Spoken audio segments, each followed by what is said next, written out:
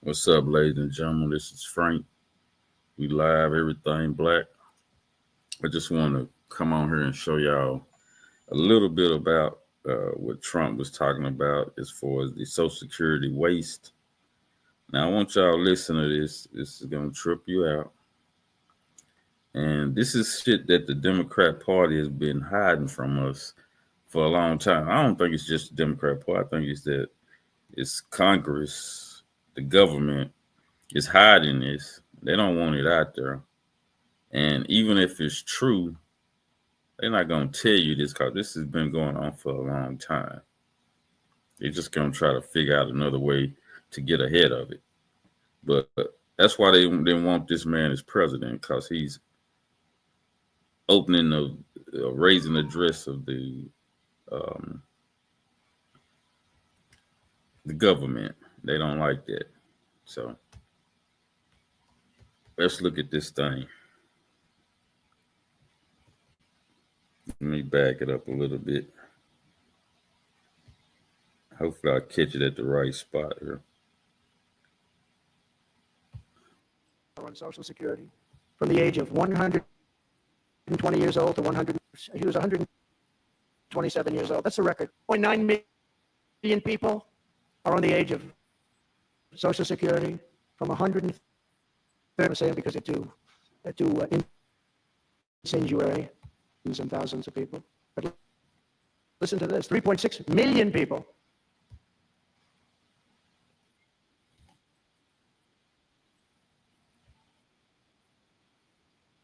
I'm sorry, y'all.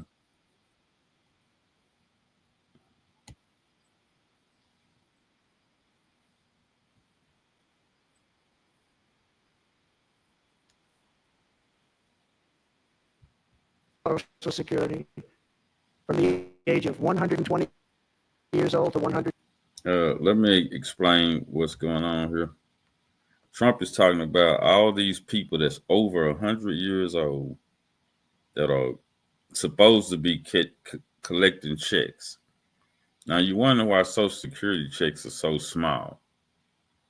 People need them, but they're real small. They're like probably under $2,000. Hell, most of the people that I know collecting Social Security checks are probably getting less than 1,000. For it's for the rest of your life. But I mean, hell, how you gonna make it over 1,000? How you gonna make it with 2,000? Let's say it's $2,000 a month. Uh, it's people working making $1,000 a week and can't hardly make it. How you expect to make it off $1,000 a month? Explain that to me and live a decent life.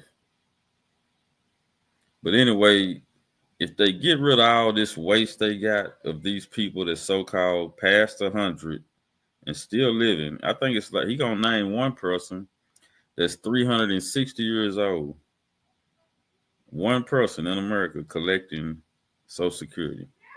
But if they get off these millions of people that's collecting money, they can refund that back to the people who actually need the money, and y'all could get bigger checks.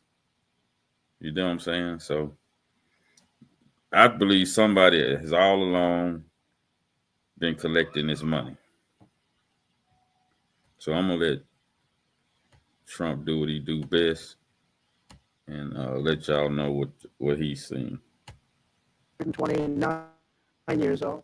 3.9 million people are on the age of Social Security from 130 years old to 139 years old. Now, the all-time record I heard is a woman who was 127 years old. That's a record. A woman from a certain country where they have actually people that live pretty long, actually. And she was 127 years old.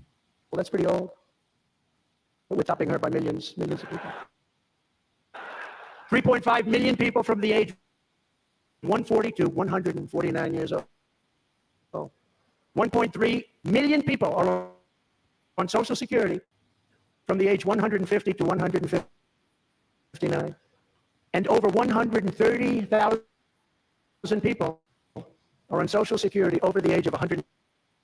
60 years old, okay? Including 1,039 people. Think of it, over 1,000 people between the ages of 220 to 229. And one person between the age of 240 years old to 249. And the record topper, there is one person on Social Security who's 360 years old, which is approximately 110 years older than our country.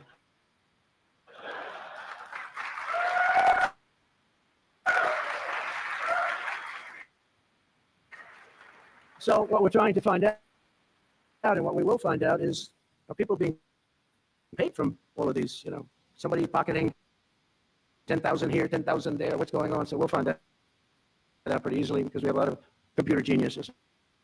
I said to Elon, who are these people that are doing this? There's the Doge people. I said, who are they? Where do they come from? He said, well, number one, they love our country. Number two, they're really genius at computers. So nobody's going to fool them when they go and they see some bureaucrat that's scamming the country and they try and talk about, certain computer language. These people say, no, it doesn't work that way. These are people that have a natural ability as brilliant computers. So I just want y'all to see what's going on. Man, they are scamming. Somebody's scamming. And so far, the government or whoever in charge of this thing has been looking the other way. We don't know how many millions of people just pocketing this money. We don't even know if it's one person or 10,000 people pocketing this money, working together, hiding this paper from the American government. I remember I was watching a video years ago where they were saying they was missing $9 trillion. And nobody was trying to say what that $9 trillion was. You can go back and Google it on YouTube. 9 trillion missing. You just punch that in and you'll see that video. Now, this next section I'm going to play is where people in charge, I would say the white supremacists. This next video, you're going to see that these people plan hundreds of years out on what they're going to do, what they expect. Now, people been talking about Project 25. That's just one group. That's one thing that happened. Project 25 really started in 1970. Those are plans that these think tanks for different white supremacist groups get together and say and talk about, what they're going to do in the future, how they plan on doing it. You know what I'm saying? So I went over here and I listened to Steve Bannon. Now, that's one of Trump's so-called think tank partners, help him strategize. He was in prison for a minute, but he's out and he's talking. So if you want to understand these people, you got to go over and listen to what they're talking about sometime. So you don't be spreading misinformation to people. You get it straight from the horse's mouth. He's telling you pretty much what the plan is. All right. Now listen at this man. He's real in depth in what's happening here. Into pieces. Number one, in the confirmation hearings, and we just had Tulsi and Bobby Kennedy approved, which they said was never going to happen. After we got Pete Hegseth approved, they said it was never going to happen. If you go back and your audience looks at the confirmation hearings, Marco Rubio is laying out the end of the post-war international rules-based order. Pete Hegseth is talking about a revolution in military affairs. Russ Vought and really Scott Bessent talking about a new economic model for the United States based on external revenue. Look at this thing, what we call the golden door, the golden market. Huge ideas put out on this Trump revolution, what he calls a revolution of common sense. There's no pushback. There's people going after the personal shortcomings or foibles of these individuals, but there's no pushback, virtually no pushback on the ideas, and ideas have consequences. Then if you look at the resistance in the streets, a lot of this, remember, is how it's financed. This is why USAID is so important. So we're choking down and cutting off the oxygen because this hasn't really been financed by a lot of private groups. That money's all been slush fund through the government. So talk about resistance at every level. They've been shattered. They've been shattered from their financing sources. The media's kind of on is just almost like a puppy now because their audience has collapsed. And one of the reasons their audience collapsed, they lied to them the entire time about how they were going to win. So at every level where there would be resistance, there's just been an absolute collapse. On top of that, the Democrats, because as I've been saying for a long time, they're ruled kind of from this octogenarian group. Those people refuse to turn over power. The committee heads, they had a protest yesterday. The committee heads of the Democrats are all, white guys in their 70s and their 80s that don't even can't communicate with a young audience. So no, it's been shattered. It will come back as it thinks through, but the resistance to Trump 2.0 has been less than the resistance of the Tories to Nigel Reform Party, and that's kind of hard to believe since it looks like there's been almost no resistance to that. So you are where you are, and I think my theory, the case of flood the zone and give them all pedal, no brake, is just attack.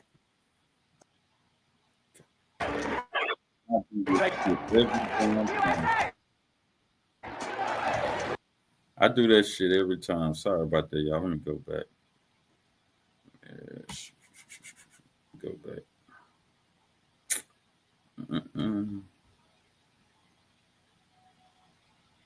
Where was I at? Wait a minute.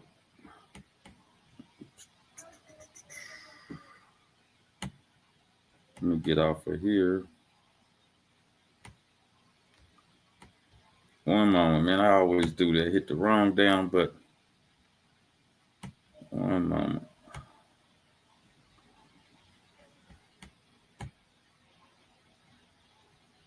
It's just of the Tories to Nigel Reform Party, and that's kind of hard to believe since it looks like there's been almost no resistance to that. Okay, we're back. So you are where you are. Let me. And I think my theory. Let me pause. So what? God damn it, man.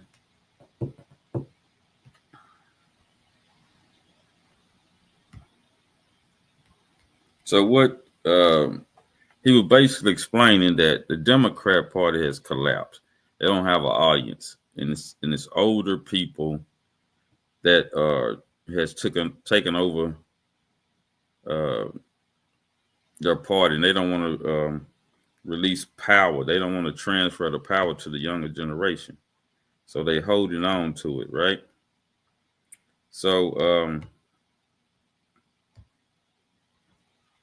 I mean, if you really want to understand what's happening with these people, you have to listen to them, even though, you may not disagree or you may not like it.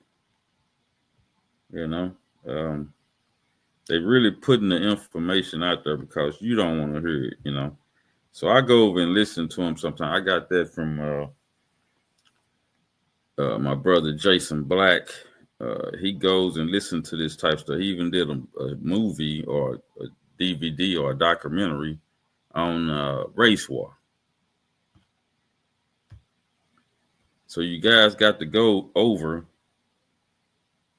You got to listen to the CNN and the Fox. And if you listen to both of them, you'll see who's bringing the bullshit and who's bringing the real shit.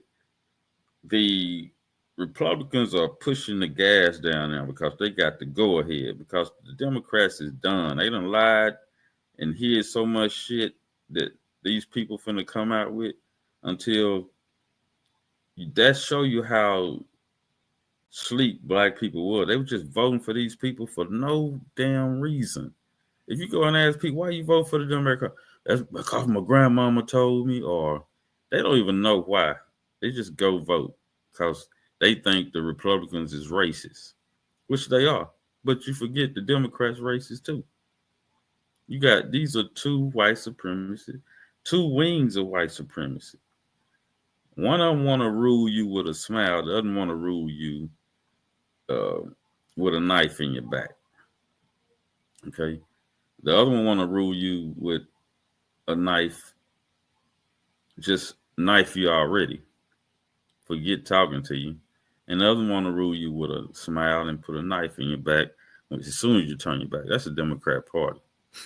Okay. The Republican gonna let you know, hey, I'm gonna cut you.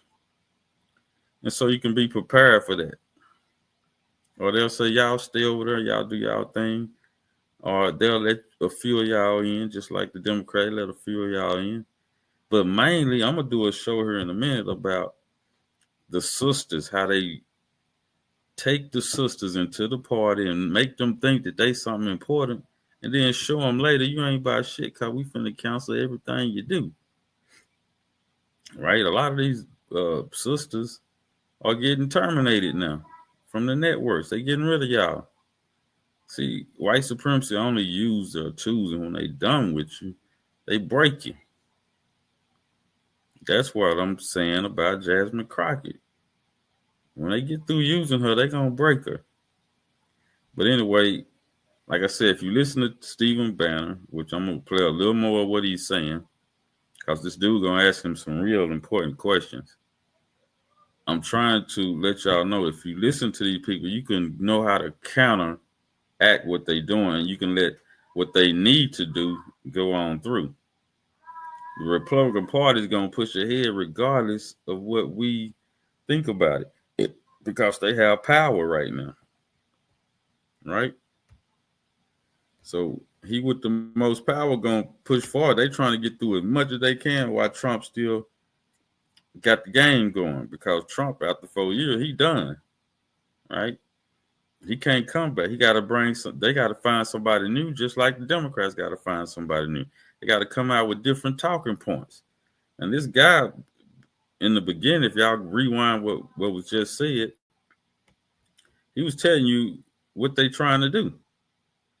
And as we go on into this interview, you'll see he'll get to the point of basically what they're trying to do. He gonna tell the dude, hey, I'm gonna answer that question here in a minute. Watch this. Back to the source of the disease and really not just cut it out, but actually understand and study it of how it happened and who's responsible. And I think there's going to be a lot of people that go to prison. I mean, I think a lot of people will go to prison for many, many years. Just before Biden left office, he issued a series of pardons to his allies, preemptive pardons and so on. Do you think that those should still apply? Is there any way of getting around those pardons? I use YouTube, Facebook. A quite fascinating topic. I believe Biden waited too long because he's trying to be cute and no one too wit. People were walking into the Capitol for the inauguration, and at noon is when you traditionally take the oath around noon. So officially the term ends at noon on the 20th. People were walking in at close to 11 o'clock, and they're announcing pardons. This is how ashamed they were of the pardons for the family, etc. I find it ironic since I went to a federal prison, and I didn't go to a camp. I went to a prison. I went to a cell block and a cell in a 800-man prison has 1,200 prisoners because of overcrowding. The people that put me there are who thought I would never return and never come back. Nancy Pelosi is going to be kicked to the curb because all the older Democrats are looked at as feckless. But the J6 committee went begging for pardons. This is unheard of. They approached the White House and put huge pressure on Biden to give them preemptive blanket pardons, which we don't even know is legal. It's never happened in the United States except one technical time on Nixon. And Nixon really had a House Judiciary Committee that was about to issue criminal indictments on him. So it wasn't like he didn't, they had a process that went on for over a year. Nixon knew specifically what he was going to be charged with when this happened. Relevant things. So it wasn't a blanket preemptive pardon. It was kind of done to make sure he had a deal. They guaranteed it to him to get out of the White House and they could go on with their life. This is totally different. The people that put me in prison for a misdemeanor for 4 months, which also people understand, in a federal prison, the prison I was in is over 100 years old, has never had a misdemeanor. One of the guys there told me one time, they couldn't find a misdemeanor in the federal system. Our prisons are so overcrowded, they don't have room for the felons. So those people, Liz Cheney and Benny Thompson, the people that went after Trump and gave criminal referrals on Trump, that Jack Smith then lined up for 300 years in prison, crimes for 300 years in prison on Trump, and sent Peter Navarro to prison, and sent 1,000 J6 people to prison. These people then went begging for a pardon for what they had done. I'm going, whoa, what they done can't stand up underneath scrutiny. So number one, I think technically, and I've been a big advocate of this, that the Justice Department should not effectuate any of those, or we've got to go another route because we we are going to hold these people accountable. This is going to be a massive part of the investigation of the vast criminal conspiracy, not just against President Trump and not just people about, but what actually went on. I have no time and no burning place in my heart for revenge. It's not. What I have is that this can never happen again. Fortunately, I happen to be a tough enough Mick that I could get through 70 years old, 4 months in prison, which is not easy. These prisons are quite dangerous because of the drugs, okay, and the violence that comes from the drugs. It's really for the J6 people and others, and people that don't have my financial resources or kind of, cussedness, that they have to be protected. We can never allow this to happen again. I know so many people are saying if they went to prison, they'd be shattered for what they had to have. The J6 people were so arrogant, so cocky in the Justice Department because they never thought Trump's people were coming back. And now they're petrified. And I hear that Jack Smith's team is quite upset that they didn't get pardons. I will just tell them, lawyer up. You might want to check countries that don't have treaties with the United States, right? You might want to look at living the rest of your life there, because investigations are going to happen. We cannot. And President Trump has no time for this. He's doing his thing, but there are people around him. And you can already see with the people going to the Justice Department. Emil Bovee has just been a superstar the last 3. He's the number 3 guy. The people around President Trump that Boris Epstein put in there are extraordinary. So folks in England should understand, we're going to have things like this going to happen every day, but there's going to be a massive investigation side that's not driven by Trump, but driven by other people, so we can make sure that this never happens again in our republic. Are you satisfied that you're not going to go to prison again? Because I know there was a case in New York against you. Obviously, you're not protected. No, I don't think I will go to. It's a totally trumped up charge. When I built the wall, it went from saying, "Oh, he stole $22 million and they did it from all people in Manhattan." They just in a court filing or in court a month ago, they said it's about $50,000 that I gave to the veteran that had no legs on money that they were paying me to do all the organizational effort I did around the wall. So now I'm very confident that I won't go to jail again. But you know what? It's an Alvin Bragg. We now know that U.S. aid money went to back Soros to back this. These are all rigged. It's the same situation that gave President Trump, found him guilty of 34 felonies. So you can't get a fair trial. You know that.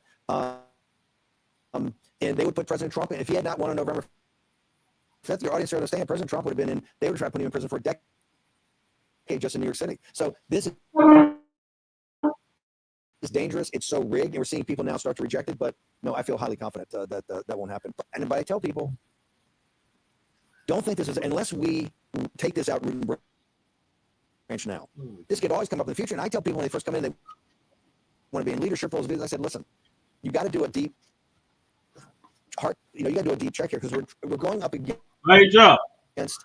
the established order that controls the most powerful nation in the history of the earth.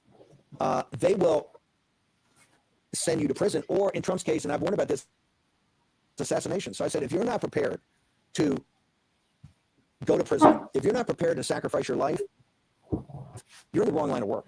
This is all out political warfare between two sides of the United States that can't stand each other. Each side thinks we're barbarians. We think they've destroyed the country.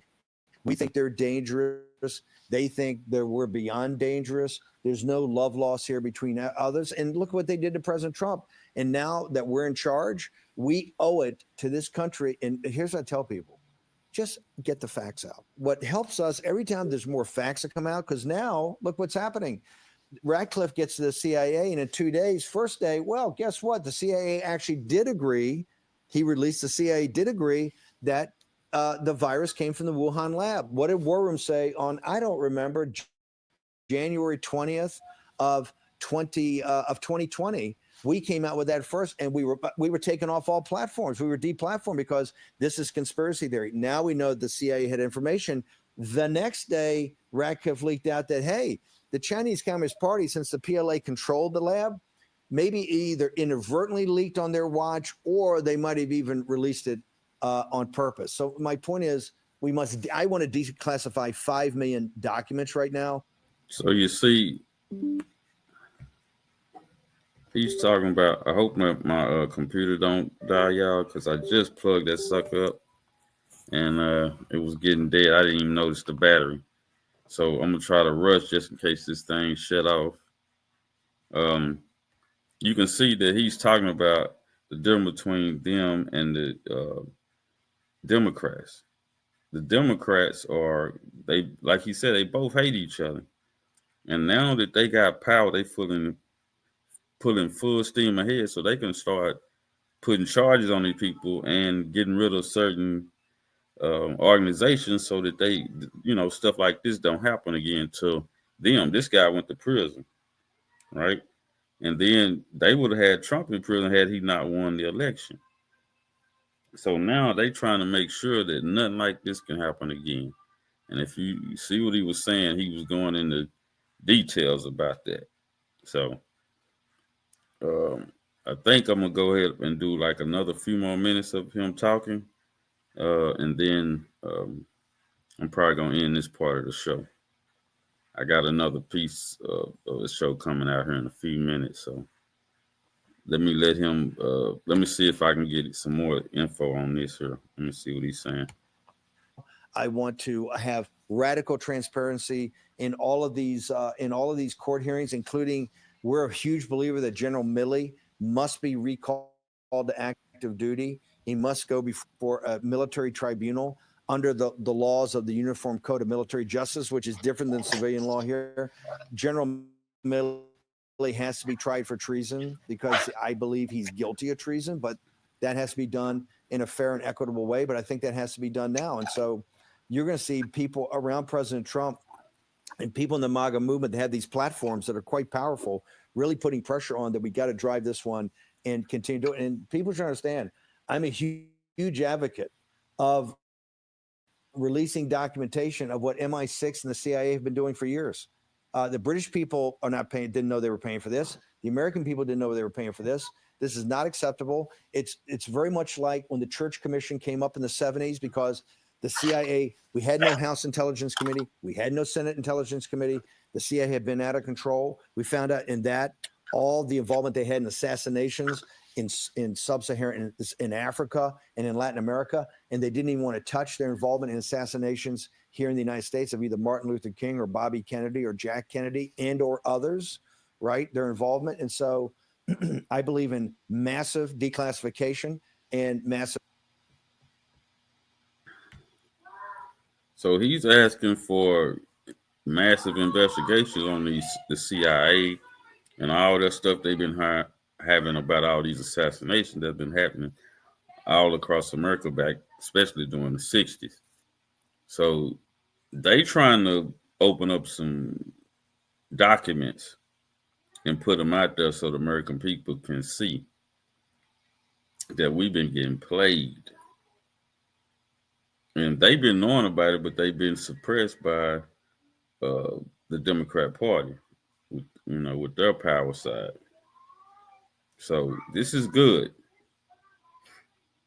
All you people out there worried about Trump gonna do this, Trump gonna cut this, Trump gonna cut that. He cutting off the waste so that it can be a better program. You can get more money. Y'all tripping. You can get more money if you get rid of the bullshit. Right? Social Security and Medicaid can be much better if you get rid of the bullshit. Right? The Democrats is for the bullshit. All those Democrat leaders and politicians and spokesmen and all that from CNN all the way up to NBC, all these places, all these programs and stuff, from housing and all that. These people are corrupt, and what they giving y'all is just pennies, and y'all happy with the pennies, right? You should be getting thousands of dollars. It should be lower than what it is. You know what I'm saying? But y'all are so used to these Democrats running shit that you think, oh man, we ain't gonna get nothing if they lose. You know what I'm saying? The shit might get better for you. It could get worse, true, but it could get better. But y'all don't want to see that because y'all want to be under the Democrat bullshit. And I ain't for no Republicans either. I mean, they got their little agenda. You heard the man talking. They got agendas. But we got to know what their plans are so we can counteract. When it's time for us to step in, when it's time for us to defend, we can step after and defend whatever we trying to do. But we got to know the game. So anyway, I appreciate y'all listening to this part of the show. Like I said, I got another one coming. It's about them, the purge of the black mammies. It's time for them to go. They done served their purpose. They done put us in the Democrat pocket and has kept us on the bottom forever. It's time for that shit to stop. Black mammies have got to stop doing what they're doing. All right. And I appreciate y'all for listening. We give you a little music on your way out. Join me again. And stay black, stay strong, stay forever. Also like and subscribe on YouTube, Facebook, wherever you see me. Support the show. I hadn't even been rolling out my little banners here. Y'all ain't been seeing them, so let me do that one. Going across the bottom, bam, you see that? Look at the bottom. It says prayer YouTube, Facebook. And we're going to show another one. That's my Cash App, y'all. Support the show. Hit me up. I got other little things I'm finna start hooking up so the show can be a lot better. I'm going to be getting my co-host back on here and different business people coming on the show talking about their business. Come on, y'all. Let's get this black thing moving. Everything black. See you on the next one.